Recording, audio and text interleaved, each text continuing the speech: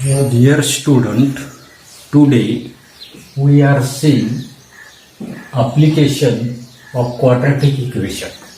वर्ग समीकरण जे आहे तर त्या वर्ग समीकरणाचं उपयोजन जे आहे तर ते उपयोजन कशा पद्धतीने करायचं.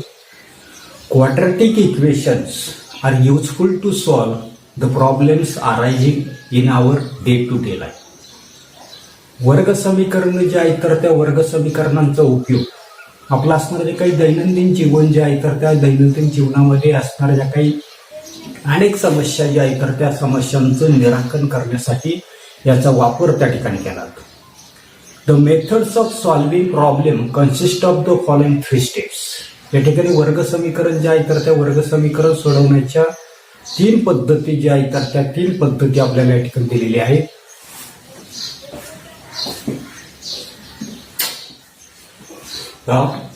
स्टेप फर्स्ट जी आहे की convert the word problem into symbolic language. दिलेली जी काही शाब्दिक अशा प्रकारची असणारी काही माहिती जी आहे तर त्या शाब्दिक माहितीचं काय करायचं आपल्याला त्या ठिकाणी सिम्बॉलिक लँग्वेज जी आहे that is mathematical equation by identifying the relation existing in the problems. जे काही उदाहरण आपल्याला दिलेलं आहे की त्या उदाहरणामधली असणारी काही माहिती जी आहे तर त्या माहितीचं काय करायचं आपल्याला गणितीय अशा प्रकारचं असणारे जे काही समीकरण जे आहे तर ते समीकरण त्या ठिकाणी तयार करावं लागतं. आणि दुसऱ्या स्टेपमध्ये सॉल्व द क्वाड्रॅटिक इक्वेशन दस फॉर्म. आणि तयार झालेले जे काही असणारे जे काही वर्ग समीकरण जे आहे तर ते वर्ग समीकरण आपल्याला त्या ठिकाणी सोडवावं त्या ठिकाणी लागतं. त्याच्यामधलं पहिलं आपल्याला त्या ठिकाणी practice set 2.6 text book page number 52 वरचं आपल्याला त्या ठिकाणी पाहिजे. त्याच्यामधलं पहिलंच प्रॉब्लेम्स आपल्याला दिलेला आहे की product of Pragati's age 2 years ago and 3 years hence is 84. Find her present age. पण त्याच्यामध्ये थोडंसं त्या ठिकाणी मॉडिफिकेशन जे आहे तर ते मॉडिफिकेशन बदल त्या ठिकाणी केलेलं आहे. The product denoting the number of Pragati's age. काय म्हटलेलं आहे the product of denoting the number of Pragati's age 2 years ago and 3 years hence is 84. Find her present age. म्हणजे प्रगतीच्या 2 वर्षापूर्वीच्या आणि पुढे काय सांगितलं आपल्याला 3 वर्षानंतरच्या वयांचा असणारा ते काही प्रॉडक्ट गुणाकार जो आहे तर तो गुणाकार किती दिलेला आपल्याला 84 त्या ठिकाणी केलेला आहे. आणि पुढे विचारलंय फाइंड हर प्रेझेंट एज. तर तिचं आजचं असणारं जे काही वय जे आहे तर ते वय आपल्याला त्या ठिकाणी काढायचं. आपल्याला प्रगती जी आहे तर त्या प्रगतीचं आजचं वय त्या ठिकाणी मानावं लागेल की लेट प्रगतीज present age be x year. Solution मध्ये let the present age of Pragati be x years. प्रगती जे आहे तर त्या प्रगतीचं असणारं जे काय आजचं वय जे आहे तर ते आजचं वय काय करू आपण एक्स इयर्स त्या ठिकाणी मानू, एक्स वर्ष त्या ठिकाणी मानू. त्याच्यानंतर पुढे काय सांगितलंय की प्रगतीज एज 2 years ago. 2 वर्षापूर्वीचं असणारं जे काही प्रगतीचं वय. समजा आजचं वय माझं वय त्या ठिकाणी किती आहे 35 वर्ष आहे तर 2 वर्षापूर्वी किती असणार आहे तर 33 वर्षाचे. म्हणजे आजच्या वयामधून काय करावं लागेल आपल्याला 2 वर्ष त्या ठिकाणी वजा करावं लागेल. तसं या ठिकाणी प्रगती जी आहे तर त्या प्रगतीचं 2 वर्षापूर्वीचं वय जे आहे तर ते वय आपल्याला त्या ठिकाणी काढायचंय. याच्यासाठी आजचं असणारं जे काही वय जे आहे तर त्या आजच्या वयामधून काय करावं लागेल आपल्याला 2 वर्ष त्या ठिकाणी वजा करावं लागते. आणि म्हणून पहा की हिअर एज ऑफ काय म्हणता येईल की हिअर एज ऑफ किंवा here age 2 years ago was. Here काय म्हणता येईल की हिअर एज 2 years was. 2 वर्षापूर्वी प्रगतीचं वय आपल्याला काढायचंय. आजच्या वयामधून काय करावं लागतं आपल्याला 2 वर्ष जे आहे तर ती 2 वर्ष काय करावं लागतील वजा त्या ठिकाणी करावं लागतील. अशाच पद्धतीने पुढे आपल्याला सांगितले आणि हेन्स 3 years. आणि पुढे आपल्याला सांगितलं की 3 वर्षानंतरच तिचं असणारं जे काय वय, आणि म्हणून पुढे आपल्याला लिहिता येईल and her age 2 years from now. आजपासून काय सांगितलं आपल्याला 3 वर्षापूर्वीच, किती सांगितलेले 3 वर्षापूर्वीचं किंवा 3 वर्षानंतरचं असणारं जे काही वय जे आहे तर ते काय होईल, विल बी. आजचं वय एक्स आणि 3 वर्षानंतर त्याच्यामध्ये काय करायला आपल्याला 3ची त्या ठिकाणी ऍडिशन जी आहे तर ती ऍडिशन त्या ठिकाणी आपल्याला करावी. पुन्हा एकदा लक्षात ठेवा की असणारी जी काही प्रगती जी आहे तर त्या प्रगतीचं आजचं वय आपण त्या ठिकाणी एक्स वर्ष म्हणलं. 2 वर्षापूर्वीचं काढण्यासाठी आजच्या वयामधून काही केले, 2 वर्ष त्या ठिकाणी काही केले आपण वजा केले. त्याच्यानंतर 3 वर्षानंतरचं काढण्यासाठी आजच्या वयामध्ये काय केली, 3 वर्ष त्या ठिकाणी आपण मिळवली. आता याच्यावरून पुढे काय सांगितले की सर्वसाधारणपणे म्हणजे त्या ठिकाणी product of Pragati's age 2 years ago and 3 years hence is 84. म्हणजे सर्वसाधारणपणे the number denoting the age, पुढे काय म्हणता येईल, the number denoting the age काय काय आहे, x minus 2 and x plus 3. आणि म्हणून त्या ठिकाणी आपल्याला लक्षात येतं नसतंय की ही एक्स वजा 2 आणि एक्स अधिक 3 काय दाखवतात, तर त्या ठिकाणी ती प्रगती जी आहे तर त्या प्रगतीचं 2 वर्षानंतरचं आणि 3 वर्षानंतरची असणारी जे काही वय जे आहे तर ती वय त्या ठिकाणी दाखवतात. आता प्रश्नामध्ये काय कंडिशन दिली पहा, काय सांगितलंय, product of Pragati's age 2 years ago and 3 years hence is 84. ज्या ठिकाणी प्रगतीचं 2 वर्षापूर्वीचं वय आणि 3 वर्षानंतरचं असणारं जे काही वय जे आहे तर त्या वयांचा गुणाकार किती दिलेला आहे आपल्याला, तर त्या ठिकाणी 84 दिलेले आहे, 84 दिलेले आहे. आणि म्हणून from the given condition, from the given condition,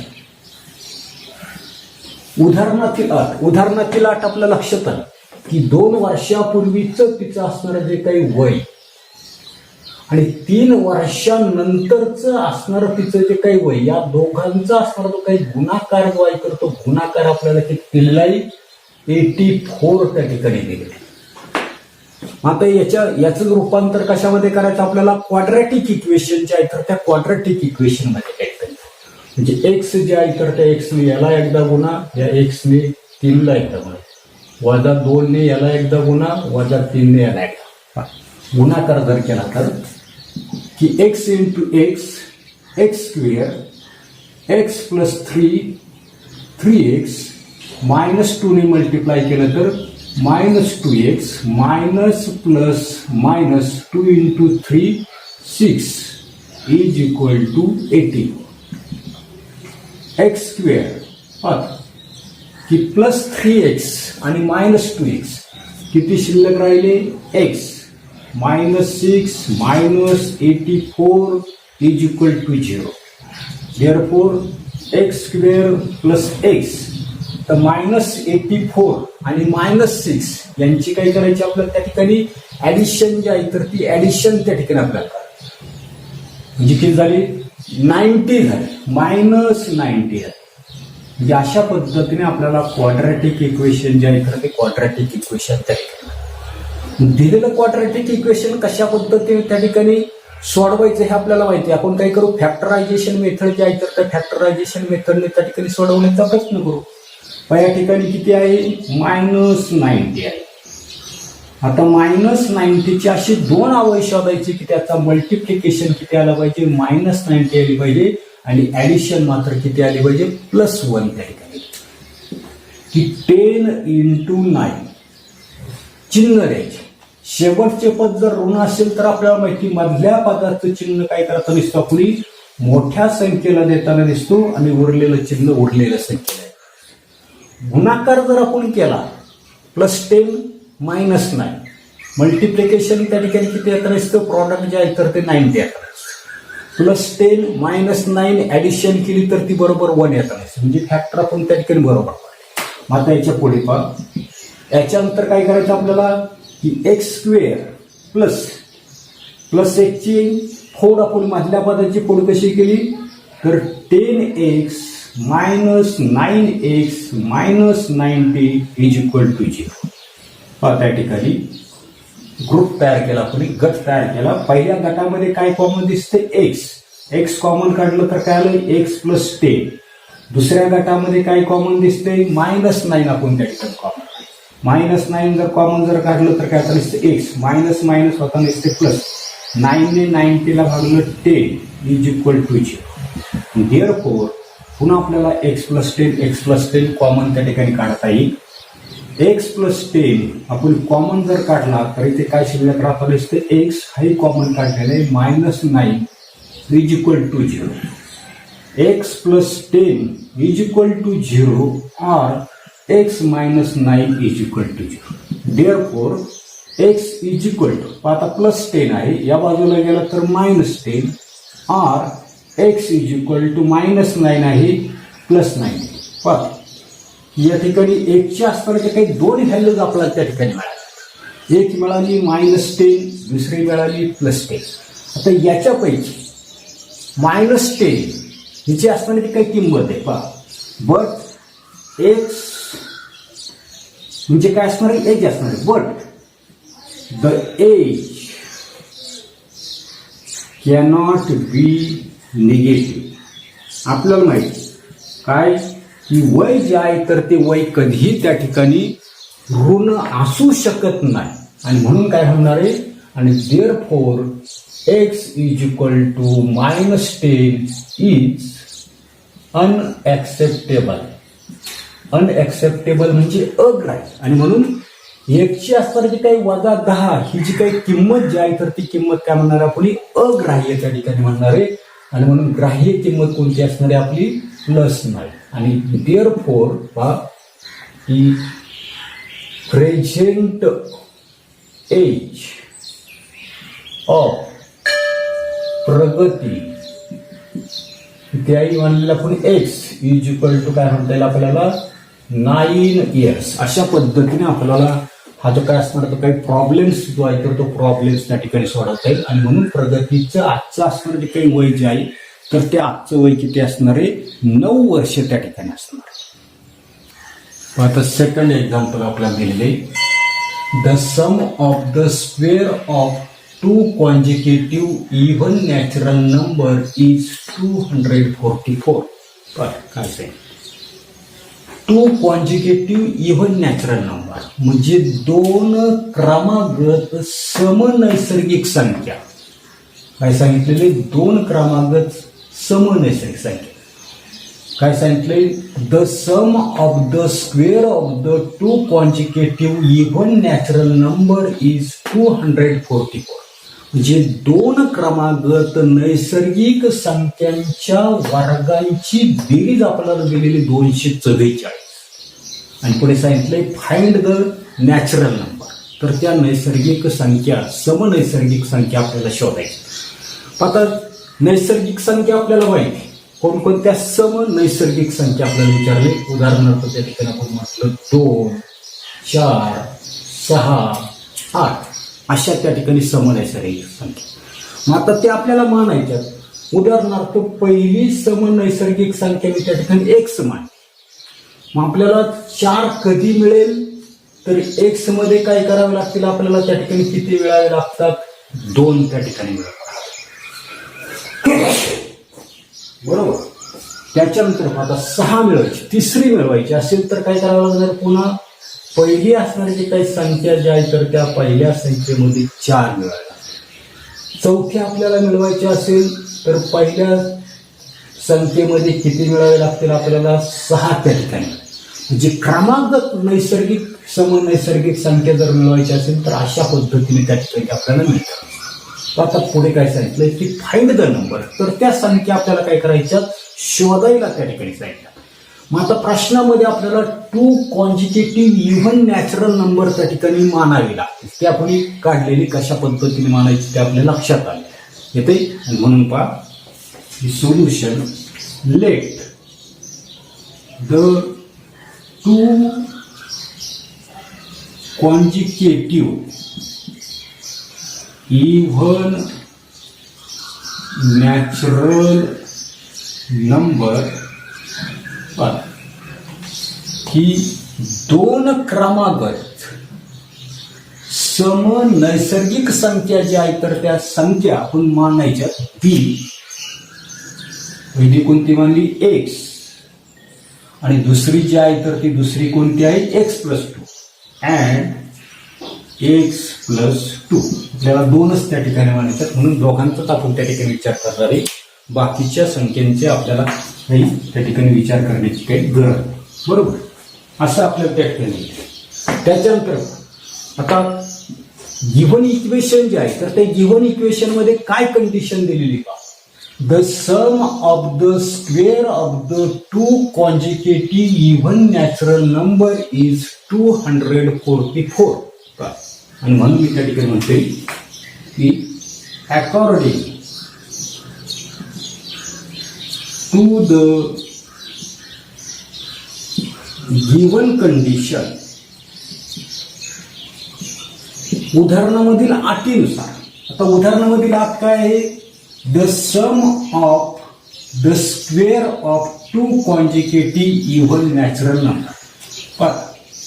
सम कोणत्या 2 संख्या आहेत तर एक्स आणि दुसरी आहे आपली त्या ठिकाणी x+2. या ठिकाणी या 2 आपल्या त्या ठिकाणी समनैसर्गिक संख्या आहेत आणि त्यांची काय सांगितलेली आपल्याला, the sum of the square. यांची स्क्वेअर जी आहे तर त्या स्क्वेअरची काय केली, सम जी आहे तर ती सम किती सांगितली आपल्याला, 244. अशा पद्धतीनं आपल्याला इक्वेशन जे आहे तर ते इक्वेशन त्या ठिकाणी दिलेलं इक्वेशन जे आहे तर तिथं आपण क्वाड्रॅटिक इक्वेशन मध्ये रूपांतर त्या ठिकाणी करू. क्वाड्रॅटिकच्या फॉर्म मध्ये जर आणण्याचा प्रयत्न करू. आता या ठिकाणी काय असते की x² प्लस या ठिकाणी ब्रॅकेट आहे x+2 आणि त्याचा त्या ठिकाणी स्क्वेअर. याचा स्क्वेअर करून घ्या. पहिल्या पदाचा वर्ग अधिक 2 गुणिले दोन्ही पदांचा काय करतो आपण त्या ठिकाणी गुणाकार त्या ठिकाणी करतो, अधिक दुसरं पद जे आहे तर त्या दुसऱ्या पदाचा वर्ग बरोबर 244. पुन्हा एकदा लक्षात घ्या, सांगा आहे की a+b याचा स्क्वेअर त्या ठिकाणी केला. कसा करतो की फर्स्ट टर्म जे आहे तर त्या फर्स्ट टर्मचा स्क्वेअर केला प्लस 2 इंटू दोन्ही असणारे काही फर्स्ट टर्म आणि सेकंड टर्म यांचं मल्टिप्लिकेशन केलं आणि सेकंड टर्मचा काय केला आपण त्या ठिकाणी स्क्वेअर जो आहे तर तो स्क्वेअर त्या ठिकाणी. बरोबर, अशा पद्धतीने हेच पुढे मी त्या ठिकाणी लिहितोय की x² plus x² plus total किती झाली 4x plus 4 is equal to 244. पुढे या ठिकाणी पुन्हा आपल्या लक्षात येताना असते की x² किती येताना असते 2x² plus 4x plus 4 plus 24 आहे लेफ्ट साइडला आणले -24 is equal to 0. 2x² plus 4x -244 मधून प्लस 4 गेले किती राहिले -240 इज इक्वल टू 0. आता ही इक्वेशन जे आहे तर त्या इक्वेशनचं जर तुम्ही ऑब्झर्वेशन जर त्या ठिकाणी केलं तर प्रत्येक टर्मला काय करू शकतो आपण 2 जे आहे तर त्या 2 ने त्या ठिकाणी डिव्हाइड करू शकतो. आणि म्हणून पुढे पहा डिव्हाइडिंग each term by 2. 2 ने डिव्हाइड केलं तर काय मिळेल आपल्याला x² plus 2x minus 120 is equal to 0. अशा प्रकारचं क्वाड्रॅटिक इक्वेशन त्या ठिकाणी मिळालं. हे क्वाड्रॅटिक इक्वेशन काय करायचं आपल्याला सॉल्व्ह करायचं. बघा किती आहे -120 म्हणजे -120 चे असे दोन फॅक्टर त्या ठिकाणी शोधायचे की त्याचं मल्टिप्लिकेशन -120 येईल आणि त्याची ऍडिशन किती येईल तर त्या ठिकाणी 2 येईल. असे फॅक्टर आपल्याला माहिती कोणते की 12 × 10. चिन्हांचा विचार केला शेवटचे पद ऋण असेल तर मधल्या पदाचं चिन्ह मोठ्या संख्येला उरलेलं चिन्ह उरलेल्या संख्येला. बरोबर की दोघांचा गुणाकार केला तर तो -120 येईल. ऍडिशन केली तर बरोबर त्या ठिकाणी +2 त्या ठिकाणी शिल्लक राहते. म्हणून पुढे x² मधल्या पदाची फोड काय केली आपण +12x - 10x - 120 = 0. ग्रुप तयार करू आपण. पहिल्या ग्रुपमध्ये काय कॉमन दिसतंय तर x कॉमन आहे. x कॉमन जर काढलं तर ब्रॅकेटमध्ये काय राहील x प्लस x ने 12x ला भागलं 12 शिल्लक आहे. त्याच्यानंतर -10x आणि -120 याच्यामध्ये -10 आपण त्या ठिकाणी कॉमन काढलं. -10 जर कॉमन काढलं -10x ला जर डिवाइड केलं तर त्या ठिकाणी शिल्लक काय राहते तर त्या ठिकाणी x राहते. प्लस 10 ने 120 ला त्या ठिकाणी डिवाइड केलं तर 12 त्या ठिकाणी राहते = 0. पुढे x + 12 पुन्हा कॉमन काढू शकतो आणि म्हणून x + 12 कॉमन काढला तरी ते काय शिल्लक राहिले x हा कॉमन काढला -10 = 0. याच्या पुढे आपल्याला काय माहिती आहे एक तर काय असेल x + 12 = 0 or x - 10 = 0. Therefore x plus या ठिकाणी पुढे आपल्याला डायरेक्ट लिहिता येईल की x +12 आहे या बाजूला नेला -12 x = -12 or x -10 आहे या बाजूला नेले +10 करायचं. म्हणजे x जे आहे तर त्या x ची आपल्याला दोन व्हॅल्यू त्या ठिकाणी मिळाल्या. एक त्या ठिकाणी -12 मिळाली, एक त्या ठिकाणी +10 त्या ठिकाणी मिळाली. आता याच्यापैकी -12 is not a natural number. -12 त्या ठिकाणी नैसर्गिक समसंख्या त्या ठिकाणी असणार नाही आणि म्हणून काय म्हणणार आपण but x -12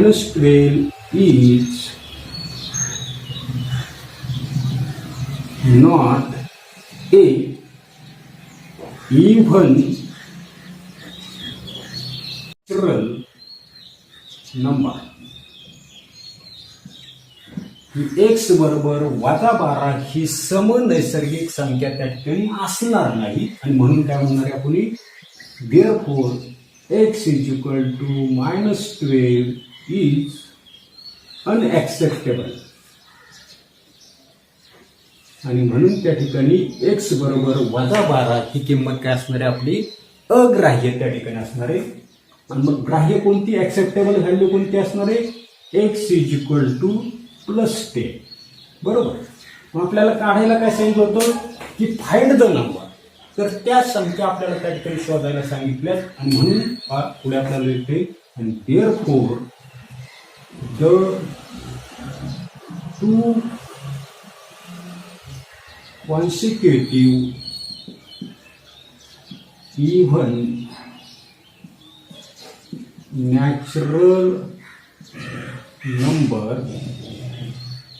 b is equal to x पहिले x त्या ठिकाणी आपण x किती आली 10 and सेकंड किती म्हणले आपण x + 2 is equal to 10 + 2 that is किती आली तर त्या ठिकाणी ती 12 त्या ठिकाणी. आणि म्हणून आपल्याला त्या ठिकाणी अशा पद्धतीचं असणार जे काय आन्सर जे आहे तर ते आन्सर आपल्याला त्या ठिकाणी लिहितात. आणि म्हणून त्या ठिकाणी त्या दोन क्रमवार सम नैसर्गिक संख्या पहिली आली x बरोबर 10 आणि दुसरी किती आली x बरोबर 12. अशा पद्धतीने आपल्याला हे असणारा जो काही प्रॉब्लेम जो आहे तर तो प्रॉब्लेम त्या ठिकाणी सोडवता येईल.